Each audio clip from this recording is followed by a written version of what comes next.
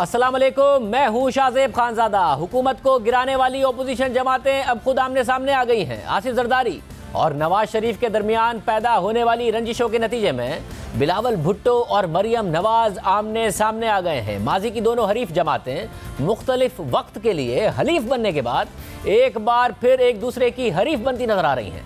PDM में मौजूद दीगर 8 जमातें अब हुकूमत के खिलाफ कम और पीपल्स पार्टी और नून लीग के पलड़े में अपना अपना वजन डालने में ज्यादा मसरूफ हैं। हुकूमत के खिलाफ शुरू होने वाले बयानिए की जंग अब पीपल्स पार्टी और नून लीग के दरमियान शुरू हो गई है। नून लीग ने वाज़ेह इशारे दे दिए हैं कि वो अपोजिशन जमातों की तरफ से नवाज शरीफ पर तनकीद बर्दाश्त नहीं करेगी और ये इशारे भी दे दिए हैं कि पीपल्स पार्टी इस्टेब्लिशमेंट के साथ राब्ते में है और अपने लिए सियासी जगह बनाने में मसरूफ है। मरियम नवाज ने जो मुतबादिल का इशारा दिया, वाज़ेह हो गया कि वो भी पीपल्स पार्टी से मुताल्लिक था, जबकि पीपल्स पार्टी ने भी अपनी खामोशी तोड़ दी है और नून लीग को वाज़ेह पैगाम दिया है कि एस्टैब्लिशमेंट के साथ गठजोड़ की तारीख उनकी नहीं बल्कि खुद नून लीग की है। क्या पीडीएम अब पीपल्स पार्टी के बगैर आगे बढ़ने वाली है? पीडीएम पीपल्स पार्टी को बाहर करेगी या पीपल्स पार्टी खुद बाहर होगी या दरमियान का कोई रास्ता निकल पाएगा? इस हवाले से नून लीग से ज्वाइन करेंगे नवाज शरीफ और मरियम नवाज के तर्जुमान और साबिक गवर्नर सिंध मोहम्मद जुबैर और पीपल्स पार्टी का मौक़िफ़ भी साथ मालूम करेंगे। जुबैर साहब, सबसे पहले जुबैर साहब, अब वाज़ेह तौर पर नजर नहीं आ रहा है जिस किस्म के बयानात के तबादले हुए हैं कि पीडीएम में इख्तिलाफात अब बहुत ज्यादा आगे निकल गए हैं। पीपल्स पार्टी एक वाज़ेह मुकदमा बना रही है कि हमारी पूरी लॉन्ग मार्च की तैयारी थी, आप लोगों ने अचानक इस्तीफों की शर्त रख दी, फिर पब्लिकली मरियम नवाज ने मुतबादिल बन गया कि ट्वीट कर दी, आपने टॉक शो में कंफर्म कर दिया कि 3 जमातें हैं, तहरीक इंसाफ और नून लीग हो नहीं सकती है, पीपल्स पार्टी की तरफ ही इशारा है। फिर जैसे ही गिलानी साहब हारे, तलाल चौधरी साहब ने कह दिया कि बिलावल साहब न्यूट्रल का मजा आया। तो ये आप लोगों ने किया है, जो कुछ हुआ है वाज़ेह मुकदमा आपकी तरफ बना रही है पीपल्स पार्टी। मेरा ख्याल है वो कुछ हद तक तो उनकी बात है, जिस तरह आपने तलाल चौधरी के ट्वीट की, बट तलाल चौधरी ने उस ट्वीट को कोई सीनियर लीडरशिप से कोई पूछ के ट्वीट नहीं किया था। सो कोई भी पार्टी में अगर कोई स्टेटमेंट देता है तो उसका मतलब ये नहीं होता है वो पार्टी की पोजीशन है। 26 मार्च के हवाले से पीपल्स पार्टी का मौक़िफ़ लॉन्ग मार्च के हवाले से अब वो बिल्कुल ये तो कह रहे हैं कि जी हमने होटल बुकिंग वगैरह भी कर ली थी, लेकिन जो मार्च की तैयारी होती है वो उन्होंने हमारे ऊपर ही छोड़ी थी, बिकॉज उन्होंने कहा था जीटी रोड पर तमाम तमाशा होगा और पंजाब में ज़ाहिर है PMLN सबसे बड़ी पार्टी है, वो हमारे ही से एक्सपेक्ट कर रहे थे। और शाहजेब इससे पहले भी जिस तरह मुल्तान में भी जलसा हुआ, जो साउथ ऑफ पंजाब में उनकी काफ़ी हद तक प्रेजेंस है, बहावलपुर में रैली हुई, उसमें भी एंटायर तकरीबन शो जो था PMLN का था। तो असल तैयारी तो हमने ही करनी थी और हम ये उनके लिए मुझे नहीं पता कि क्यों इतना बड़ा सरप्राइज़ था कि जी हमने नथी कर दिया है इसको। हम हमेशा से ये कह रहे थे कि जी फाइनल जो होगा वो लॉन्ग मार्च होगा, बट वो उस वक्त कामयाब होगा जब वो रेजिग्नेशन के साथ हो। सिर्फ इस्लामाबाद जाना और हाथ लगा के वापस आ जाना, और उसमें भी एक तफरीक थी। हम चाहते थे कि पिंडी में लॉन्ग मार्च हो, पीपल्स पार्टी वाले चाहते थे पिंडी में ना हो, उसकी सिंबलिज्म कुछ और होगी। सो हमने एग्री भी कर लिया था कि ठीक है हम इस्लामाबाद जाएंगे, बट सिर्फ हाथ लगा के वापस आना अगर मकसद था तो long march was never going to be successful. वैसे मगर अब यहां से पीडीएम कैसे सक्सेसफुल होगी? मरियम नवाज और बिलावल भुट्टो आपस में पर्सनल हो गए हैं, नवाज शरीफ और आसिफ जरदारी साहब आपस में पर्सनल हो गए हैं, मौलाना फजलुर रहमान ने भी जरदारी साहब पर तनकीद की है, वो भी आपस में पर्सनल हो गए हैं। और जब आपको लगता है कि ये मुतबादिल के तौर पर तैयार हो रहे हैं तो पीपल्स पार्टी इसेंशियली पीडीएम से आउट होगी और पीडीएम तितर बितर होगी, इसके अलावा क्या ऑप्शन है अब? नहीं, पीपल्स पार्टी आउट नहीं होएगी। मेरा ख्याल है इतनी पेशेंस बाकी पार्टीज़ को भी दिखाना चाहिए, बिकॉज जब पहले पीडीएम की मीटिंग के बाद पीपल्स पार्टी ने ऐलान किया था, जो अभी तक जिस पर वो कायम है, कि 4 अप्रैल को जो उनकी CEC की मीटिंग है पिंडी में या इस्लामाबाद में, उसमें वो फाइनल फैसला करेंगे और पीडीएम को बताएंगे। सो हम समझते हैं कि ये जो दिन है इस दौरान देखें, पीपल्स पार्टी का भी मफाद वही है, अभी तक उनका भी ऑब्जेक्टिव यही है कि ये हुकूमत सेलेक्टेड है, इसको जाना है, इसको भेजने के लिए PPP हो या PMLN हो या JUIF हो, वो अकेले इतना बड़ा ऑब्जेक्टिव अचीव नहीं कर सकते जब तक सब साथ मिलके। साथ में हम ये भी कह रहे हैं कि अगले इलेक्शन से पहले एक निज़ाम के हवाले से एक बिल्कुल क्लियर कट अंडरस्टैंडिंग होनी चाहिए, वरना एक हुकूमत लेके आना और हाथ पांव आपके बंधे हुए हों उसका कोई फ़ायदा नहीं है। इस बात पर आप में इत्तेफाक है कि इस हुकूमत को जाना है, मगर फिर उसके बाद क्या होना, इस पर इत्तेफाक नहीं है ना। पीपल्स पार्टी समझती है कि ये हुकूमत जाए, फिर इन हाउस चेंज आए, मरकज में भी उसे पावर शेयरिंग में हिस्सा मिले, पंजाब में परवेज इलाही साहब की सूरत में हुकूमत आ जाए तो उसमें भी उन्हें पावर शेयरिंग में हिस्सा मिले। आप ये समझते हैं कि ये हुकूमत जाए, उसके नतीजे में नए इलेक्शन हो और आपको पंजाब में पूरी हुकूमत मिले और मरकज में भी पूरी हुकूमत मिले। ये इख्तिलाफ कैसे कैसे हल हो सकता है आप दोनों का?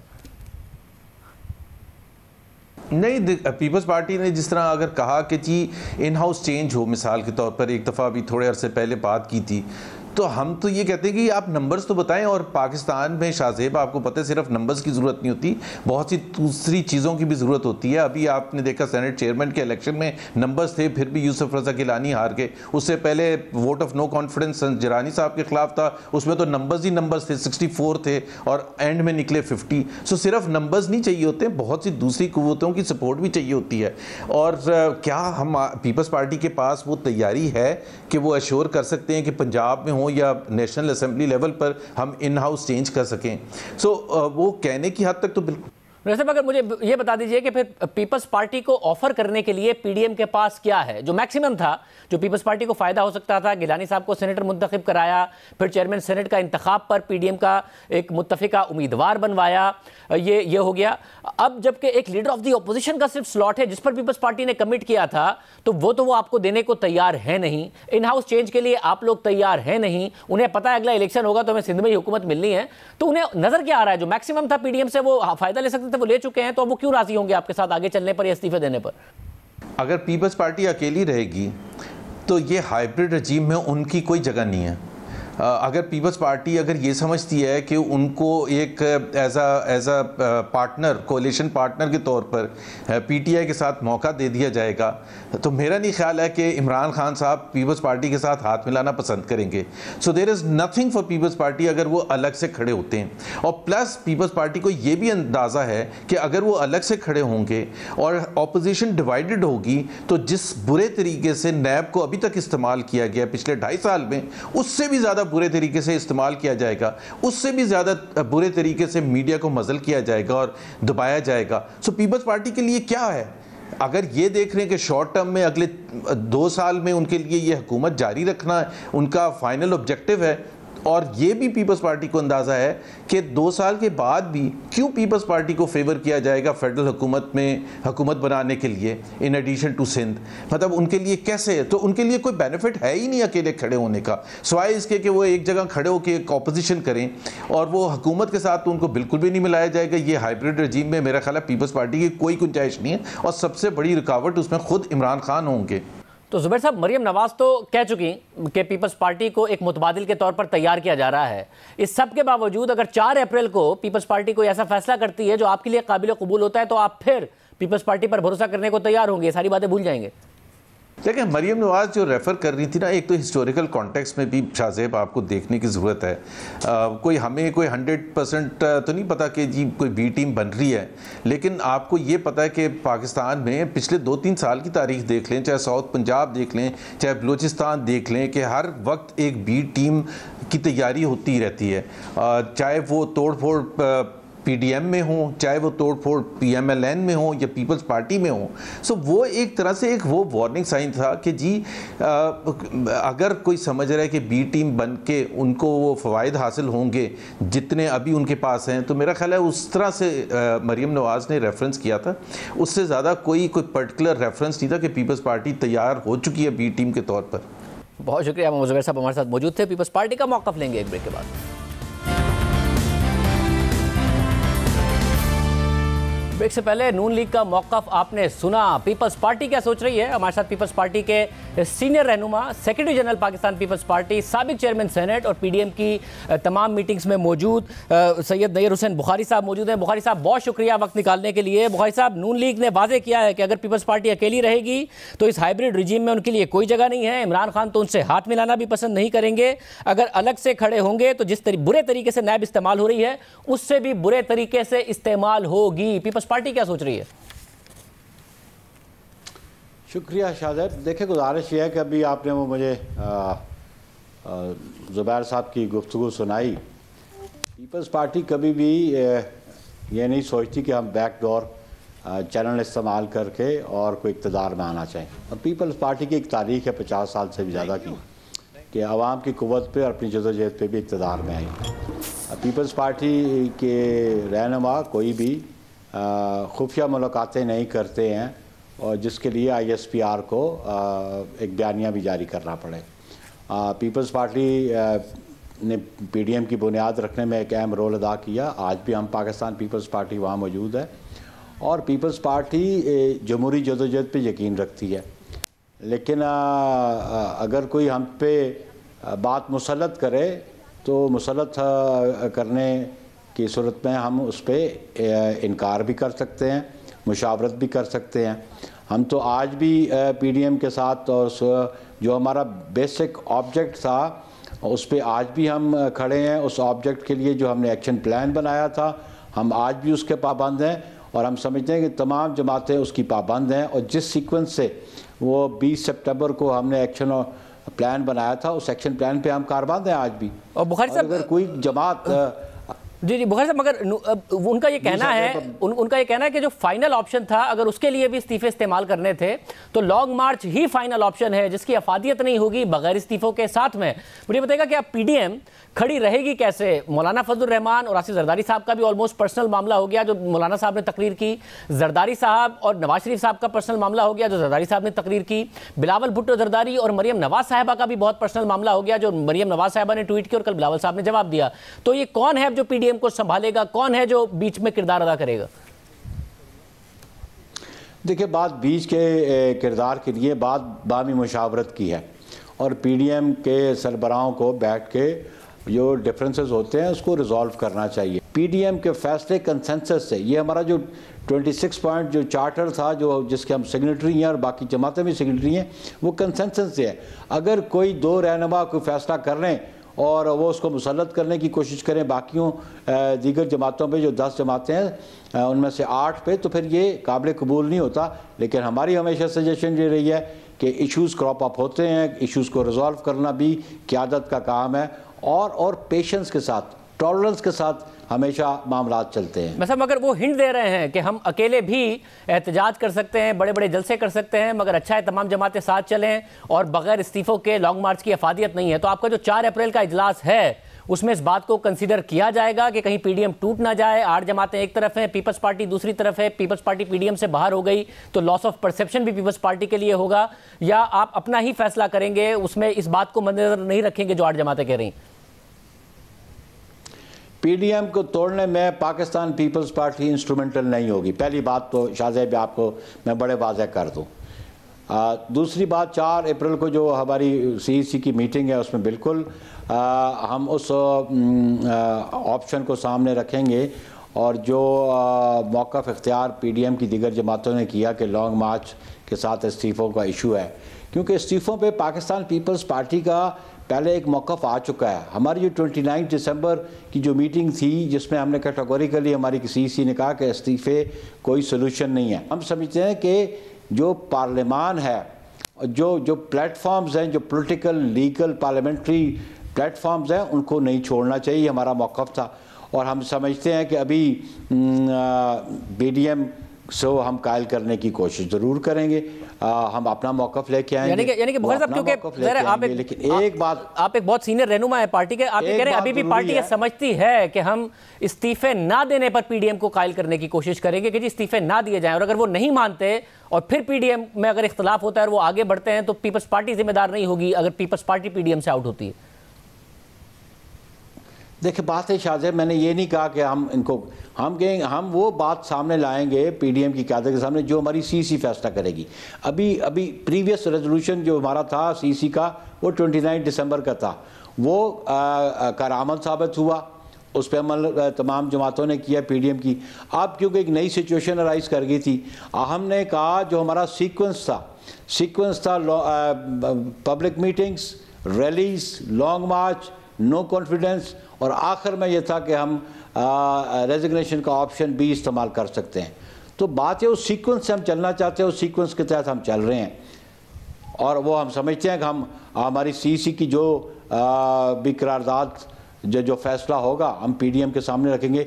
अब मैं कबल इस वक्त नहीं कह सकता हूँ कि हमारी सीसी क्या फैसला देगी, रेजिग्नेशन को एक्सेप्ट करेगी नहीं एक्सेप्ट करेगी, क्योंकि ये अभी एक प्री मेच्योर बात है। फैसला हमारी सीसी करेगी। मतलब और ये जो बयानात है इसमें कोई सीज फायर की तवक्को है? मरियम नवाज और बिलावल भुट्टो जरदारी या जो क़यादत है आपस में कि कम से कम इसका सीज फायर हो, इसके हवाले से कुछ बातचीत या राब्ता हुआ है, या ये भी सिलसिला जारी रहेगा 4 अप्रैल तक? नहीं, देखिए उसमें गुजारिश है कि हम 10 जमातें हैं, हर जमात का अपना एक पॉलिटिकल मैनिफेस्टो है, एक ऑब्जेक्ट है, ऑब्जेक्ट हम सबका कॉमन है, स्ट्रेटजीज़ मुख्तलिफ हो सकती हैं। और पाकिस्तान पीपल्स पार्टी के बारे में जो कहते हैं कि जी ये पीडीएम से अलहदा हो जाए, तो ये भी बात सरबराह इजलास में बैठ के कर ली जाए कि बाकी जमातें क्या कहती हैं। सिर्फ ये 2 जमातें नहीं, वहाँ पे छोटी जमातें और भी हैं, जहाँ पे बड़ी जमातें हैं वहाँ पे और जमातें भी हैं, और इक्वल उनका राइट ऑफ वोट है दीगर जमातों को, चाहे वो पार्लियामान में मौजूद हैं या पार्लियामान में मौजूद नहीं है। मौलाना ने यही कहा कि 8 जमातें हैं जो एक तरफ हैं इस्तीफों के मामले पर, और इसलिए पीपल्स पार्टी का रवैया गैर जमहूरी है कि वो 8 जमातों की बात नहीं मान रही है। मौलाना ने कहा बात यह है कि मौलाना से हमारी गुजारिश है और दरख्वास्त यह है कि आप उस डॉक्यूमेंट के सिग्नेटरी हैं, मरियम साहिबा उस सिग्नेटरी हैं, बाकी 8 जमातें जो हैं वो भी सिग्नेटरी हैं उस डिक्लेरेशन की कि कंसेंसस से डिसीजन किए जाएंगे। वहाँ कहीं जिक्र मेजॉरिटी की बात की नहीं है। और फिर मैं एक और अर्ज़ कर देना चाहता हूँ कि हमने पीडीएम की मीटिंग में कैटेगोरिकली हमारे मेंबर्स ने ये बात की जो वो पार्टिसिपेंट थे, और मेरा क्वेश्चन था कि आपने रेजिग्नेशंस के कॉन्सिक्वेंसेस को डिस्कस नहीं किया। व्हाट नेक्स्ट, रेजिग्नेशंस के बाद क्या होगा, असेंबलियाँ डिज़ोल्व होंगी कि नहीं होगी, यह आपने डिस्कस किया। अगर असेंबलियाँ डिज़ोल्व होंगी तो elections free fair transparent elections कौन कराएगा, वो कौन सी कुव्वत होगी इंश्योर करेगी कि ट्रांसपेरेंट इलेक्शंस होंगे। और फिर अगर वो असेंबलियाँ डिज़ोल्व नहीं होती तो बाई इलेक्शंस आएंगे, तो बाई इलेक्शंस की सूरत क्या हाल क्या होगी, आया पीडीएम उसमें पार्टिसिपेट करेगी कि नहीं करेगी। और अगर एक दफ़ा हम रेजिग्नेशंस की बात करते हैं और बाई इलेक्शंस आ जाते हैं तो फिर हमें बाई इलेक्शन में जाने की क्या ज़रूरत थी। तो ये मैंने कहा वहाँ मीटिंग में कि हमें रेजिग्नेशंस के बाद के कॉन्सिक्वेंसेस क्या हैं उन पे तो डेलिब्रेशन होनी चाहिए, उन पे तो गुफ्तगू होनी चाहिए, और फिर मोडस ऑपरेंडी तय होना चाहिए कि उसके बाद 10 जमातों ने क्या लाया अमल अख्तियार करना है। इस पर तो कोई डिसीजन नहीं है पीडीएम का अभी तक। बहुत शुक्रिया, आपने राय सुनी सैयद नहीर हुसैन बुखारी साहब की। देखते हैं कि पीडीएम के हवाले से क्या फैसले होते हैं। प्रोग्राम में ब्रेक शामिल करते हैं। कहाँ जाएगा ये इत्तेहाद, क्या मौलाना संभाल पाएंगे, इसको बात करेंगे ब्रेक के बाद। 4 अप्रैल को पीपल्स पार्टी का इजलास ज़रूर है, मगर उससे पहले बदएतमादी की फिजा है, एक दूसरे के खिलाफ बयानात हैं। सीनियर साफ़ी और तज़कियाकार सलीम साफ़ी साहब हमारे साथ मौजूद। साफ़ी साहब बहुत शुक्रिया। साफ़ी साहब, पहले तो मौलाना किरदार अदा करते थे, करीब लाने में भी किरदार अदा करते थे, अब तो सभी एक दूसरे के साथ पर्सनल हैं। मौलाना ने भी जरदारी साहब पर और पीपल्स पार्टी पर बहुत ज़्यादा तनकीद कर दी है, तो बिलावल और मरियम के ताल्लुकात वापस बेहतर हों, नवाज शरीफ और जरदारी के बेहतर हों, और फिर मौलाना के बेहतर हों, कौन दरमियान में किरदार अदा करेगा? ये तो सब आपस में लड़े हुए हैं। नहीं, देखें, एक तो मौलाना ज़ाहिरी बात है कि पीडीएम के सरबराह भी हैं, और ये जो मामला है उसमें 9 पार्टियां एक तरफ हैं और पीपल्स पार्टी दूसरी तरफ हैं, तो जाहिर है कि मौलाना जो है उसने पूरे पीडीएम की तर्जुमानी भी करनी है। तो मेरे ख्याल में मौलाना का टिल्ट इस तरफ है, लेकिन साथ साथ मौलाना अब भी कोशिश करेंगे कि पीपल्स पार्टी को साथ चलाएँ। वैसे और मगर पीपल्स पार्टी को साथ चलाने के लिए अब किस तरह बात करेंगे जब पीपल्स पार्टी के ऊपर इतनी तनकीद कर चुके हैं, और मौलाना खुद करेंगे, कोई दरमियान में आएगा, क्या होगा? नहीं, तनकीद तो इसलिए हो रही है कि मौलाना उस रोज़ के इजलास में भी उनको बता चुके हैं, और फिर जो अलग से उनके राब्ते होते हैं, जरदारी साहब और उनके भी टेलीफोन पर राब्ते हुए हैं, बाकियों के भी हुए हैं। तो असल में पीपल्स पार्टी अपनी कमिटमेंट से पीछे हट रही है। और दूसरी बात ये है कि उस रोज़ भी बाकी इजलास में अब बाकी पार्टियों का कहना ये है कि हमने अपनी मर्ज़ी के ख़िलाफ़ बहुत कुछ आपके लिए कर लिया। मसलन ज़िमनी इलेक्शन के लिए दरख्वास्त पीपल्स पार्टी ने बाकी जमातों से मशवरे के बग़ैर दी थी, लेकिन पीपल्स पार्टी की इज़्ज़त की खातिर उन सब ने उसको मान लिया। तो इसलिए वो अभी मौलाना ज़ाहिरी बात है कि इस मामले में अपनी उन 9 जमातों की नुमाइंदगी भी उसने करनी है, लेकिन साथ साथ जो हतमी फ़ैसला होगा मेरे ख़्याल में वो 4 अप्रैल तक मौलाना भी और मुस्लिम लीग नून भी पीपल्स पार्टी के लिए इंतज़ार करेगी। लेकिन साथ साथ वो ये भी समझ रहे हैं कि पीपल्स पार्टी का रवैया ऐसा है कि शायद वो मुस्तकबिल में ज़्यादा देर उनके साथ ना चल सके। लेकिन 4 अप्रैल से पहले मौलाना या PDM बेसिटी PDM पीपल्स पार्टी के बारे में कोई फैसला नहीं करेगी। पीपल्स पार्टी को देने के लिए कुछ है इनके पास? पीपल्स पार्टी तो लीडर ऑफ द ऑपोजिशन का वादे के बावजूद स्लॉट नहीं छोड़ रही है, तो अब है क्या? चेयरमैन सेनेट का इंतखाब हो गया, सेनेट का इंतखाब हो गया, ये दे क्या सकते हैं पीपल्स पार्टी को जो पीपल्स पार्टी मानेगी? क्या गेन है इनका? तो गेन है अगर नए इलेक्शन होते हैं, पीपल्स पार्टी का क्या गेन है? मेरे ख्याल में ये तो टैक्टिकल चीज़ें हैं और उसमें भी मौलाना का या बाकी PDM का मौक़िफ़ ये है कि ये फैसला PDM के फोरम पे हो चुका था। फिर मियां इफ्तिखार हुसैन सेक्रेटरी इत्तलात की हैसियत से अनाउंस कर रहे थे और उसमें ये था कि चेयरमैन उनका और डिप्टी चेयरमैन पीपल्स मौलाना का और leader of the opposition Muslim League Noon का होगा। वो जीत या हार से मशरूत नहीं थी। तो मौलाना ने तो ज़ाहिर बात है कि अब वो जो फैसला हुआ था PDM का उस पर बात करनी है। लेकिन असल मसला दूसरा है। असल मसला ये है कि एक तो PDM की बाकी जमातों को ये शक हो गया है कि पीपल्स पार्टी वो इस्टेब्लिशमेंट के साथ बात बना के किसी स्क्रिप्ट के मुताबिक चल रही है। और दूसरा बड़ा मसला ये है कि मौलाना या जो दूसरी जमातें हैं या ख़ुद मुस्लिम लीग वो जल्द अज जल्द री इलेक्शन की तरफ मामले को ले जाना चाहते हैं, जबकि पीपल्स पार्टी कंटिन्यूटी चाहती है। तो PDM अब अगर इस उनके जाने से PDM को नुकसान होगा तो जरदारी साहब की जो स्क्रिप्ट है वो भी आगे नहीं बढ़ सकती, क्योंकि मुस्लिम लीग नून के बगैर ना तो पंजाब में आदम एतमाद हो सकता है, ना मरकज़ में आदम एतमाद हो सकता है। बहुत शुक्रिया साबिर साहब की गुफ्तगू आपने सुनी। देखते हैं PDM का इत्तेहाद कहाँ जाता है। फिलहाल तितर बितर होता नजर आ रहा है। प्रोग्राम में ब्रेक शामिल करते हैं। पंजाब में गवर्नेंस का मसला संगीन होता जा रहा है, लेकिन इस बुनियाद पर वजीर आला पंजाब की तब्दीली तो नहीं हो रही, मगर इंतजामी तब्दीलियां मुसलसल हो रही हैं। चीफ सेक्रेटरीज और IG से लेकर कमिश्नर्स और डिप्टी कमिश्नर्स तक किसी भी अफसर को एक पोजीशन पर ज़्यादा देर तक काम करने नहीं दिया जाता और उसका तबादला कर दिया जाता है। अब तो नापसंदीदा अफसरान के तबादले के लिए सिर्फ एक व्हाट्सएप मैसेज कर दिया जाता है। इस हवाले से द न्यूज़ में एडिटर इन्वेस्टिगेशन अंसार अब्बासी की खबर शाया हुई है, जिसके मुताबिक हालिया सेनेट इंतखाबात के दौरान बुज़दार हुकूमत ने अरकान असेंबली की शिकायत के इजाले का जो हल निकाला है उसे हुकूमत का व्हाट्सएप मॉडल कहा जा रहा है, क्योंकि वज़ीर आला पंजाब ने अपने प्रिंसिपल सेक्रेटरी को इतना बाइख्तियार बना दिया है कि वो एक व्हाट्सएप मैसेज के जरिए ऐसे अफसरान का तबादला कर देते हैं जिनसे हुकूमती अरकान असेंबली नाखुश होते हैं। ज़राए के मुताबिक जिस वक्त कोई अफसर गैर कानूनी हुक्म या नाजायज़ मुतालबा मानने से इनकार करता है, उसी वक्त उसे ज़िले या तहसील से तबादले का व्हाट्सएप पैगाम भेज दिया जाता है। पंजाब में गवर्नेंस का मसला बदस्तूर बरकरार है। मुसलसल तकर्रियाँ और तबादले हो रहे हैं। उस्मान बुज़दार के 2.5 साल दौरे हुकूमत में अब तक 4 चीफ सेक्रेटरीज के तबादले हुए, 6 IGs भी बदले गए। इसी तरह हायर एजुकेशन कमीशन में भी 9 सेक्रेटरीज आए और गए। स्कूल एजुकेशन सर्विसेज और महकमा आबपाशी के 6 सेक्रेटरीज को तब्दील किया गया। महकमा खुराक, लाइव स्टॉक, ट्रांसपोर्ट और बल्दियात में 5 सेक्रेटरीज के तबादले हुए। इसके अलावा पंजाब हुकूमत के महकमा माहौलियात और महकमा एक्साइज में भी 4 बार सेक्रेटरीज को तब्दील किया गया, जबकि वज़ीर आला पंजाब ने अपने ज़िले के कमिश्नर को भी 5 बार तब्दील किया। ना पुलिस में वादे के मुताबिक कोई रिफॉर्म्स आए हैं, ना ही ब्यूरोक्रेसी में, मगर तबादले बार बार किए गए हैं और मुसलसल किए जा रहे हैं। प्रोग्राम ब्रेक शामिल करते हैं। मुल्क भर में गुज़िश्ता 24 घंटों के दौरान कोरोना के 3,270 नए केसेस रिपोर्ट हुए हैं और मस्बत केसेस की शरह 8.23% तक पहुंच गई है, जबकि कोरोना वायरस से एक दिन में 72 अमवात हुई हैं। पंजाब में गुज़िश्ता 24 घंटों के दौरान सबसे ज़्यादा 1,929 केसेस रिपोर्ट हुए और 57 अमवात हुई।